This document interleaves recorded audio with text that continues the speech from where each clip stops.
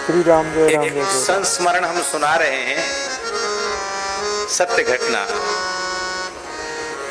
मैं भूल रहा हूँगा, गुजरात में ही कहीं परम श्रद्धेय पूज्य श्री डोंगरे जी महाराज की कथा थी। स्वामी श्री चिदानंद जी को उस कथा का उद्घाटन करना था।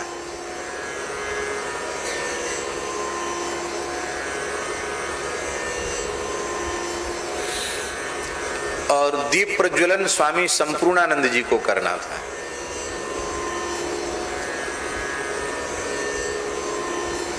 स्वामी चिदानंद जी बहुत उच्च कोटि के महात्मा थे, पूरे विश्व में उनका प्रभाव था।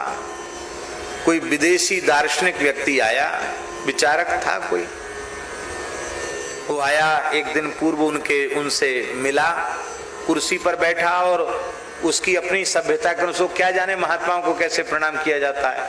उसने हंसते हुए हाथ मिलाने के लिए स्वामी जी को बढ़ाया। स्वामी जी ने गर्म जोशी से हाथ मिलाया और बैठकर उसके साथ खूब देर तक बातचीत की। अब ऊपर की मंजिल पे उसी मकान में रुके थे पूज्य श्री डोंगरे जी महाराज, और नीचे की मंजिल पे संपूर्णानंद जी और श्री चिदानंद जी रुके थे। भगत का बंगला था। पूज्य श्री डोंगरे जी महाराज इस युग के महान ऋषि थे, त्रिकाल संध्योपासन करने वाले एक ऐसे पवित्रात्मा महापुरुष थे, कभी व्यास परंपरा में उनकी कोटि का कोई दिखाई नहीं पड़ता। ऐसा निष्ठावान, महान ज्ञानी, महान भक्त, महान निष्काम कर्मयोगी, और सारा जीवन उनका परमार्थ और परोपकार में गया। वे ऐसे महापुरुष थे। आप लोगों ने दर्शन किया ही होगा, खूब अनुभव किया होगा। तो वो बहुत पुरानी बात है, ये आज की बात नहीं है। तब पूज्य डोंगरे जी महाराज भी युवावस्था में ही थे। डोंगरे जी ने वो भगत को बुलाया, बोले हम यदि ये चिदानंद जी कथा उद्घाटन भाषण करेंगे ना, उद्घाटन करेंगे तो हम कथा नहीं करेंगे। क्यों? बोले एक तो देश विदेश में घूमते हैं, फिर ये विदेशी आदमी को हाथ मिला लिया, अस्पृश्य को छू लिया इन्होंने, और हम नहीं करेंगे, हम कथा नहीं करेंगे। वो सनातन धर्म के बड़े कट्टर थे। अब इनको कहो कि सामने बैठ के कथा सुने, मंच पे नहीं आवे। अब भगत तो बहुत परेशान, वो कैसे एक सम्मानित महापुरुष को ऐसा बोले। तो एकदम घबरा रहा था कि कल क्या होगा, कल क्या होगा, कल क्या होगा। तो संपूर्णानंद जी का एक स्वभाव था, दास ने खूब अनुभव किया, वो सदा प्रसन्न रहते थे, कभी उनको दुखी नहीं दिखा किसी ने, वो सदा प्रसन्न रहते थे। वो घूम रहे थे, उन्होंने कहा भगत क्या है, कल से तेरे यहाँ कथा है, तू तेरे चेहरा पर हवा उड़ रही है, क्या बात है, क्यों दुखी है? उसने सारी बात बताई। अरे बोले इतनी सी बात? अभी मैं कहता हूं। तो स्वामी जी के पास गए हंसते हुए, बोले देखो आपने तो किस भाव से हाथ मिलाया ये तो आप जानो, आपका भीतर वाला जाने,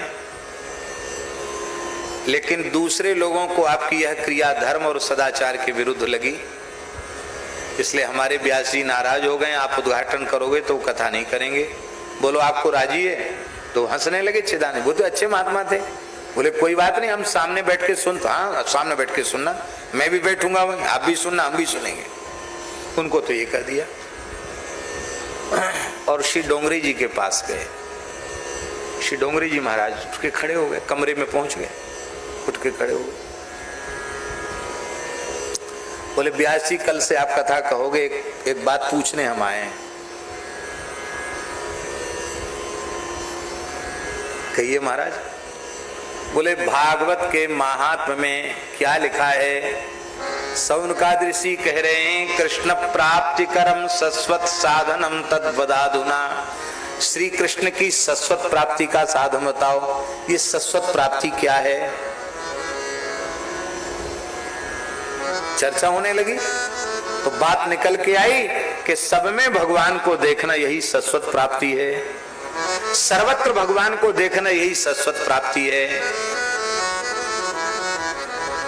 तो बोले तुम कहां अटके पड़े हो महाराज जी, व्यास जी आप कहां अटके पड़े हो? आपको वहां तक पहुंचना है जहां सारी सृष्टि कृष्ण रूप हो जाती है।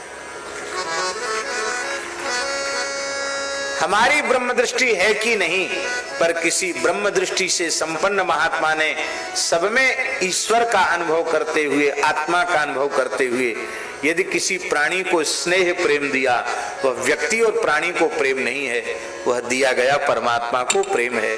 तो इसमें आपको क्या परेशानी? आपसे भूल हुई है।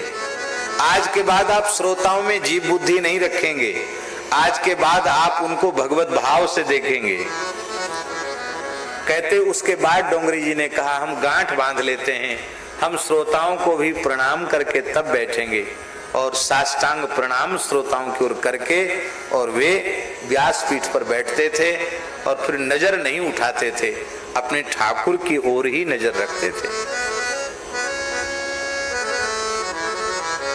डोंगरी जी निकलते हुए होते तो हमने प्रामाणिक लोगों से सुना है, उनको पता चल जाता कि संपूर्णानंद जी बड़ौदा में हैं या सुरेंद्रनगर में हैं या नर्मदा क्षेत्र में मंगलेश्वर में हैं, तो डोंगरी जी महाराज समय निकालकर उनका दर्शन करने आते।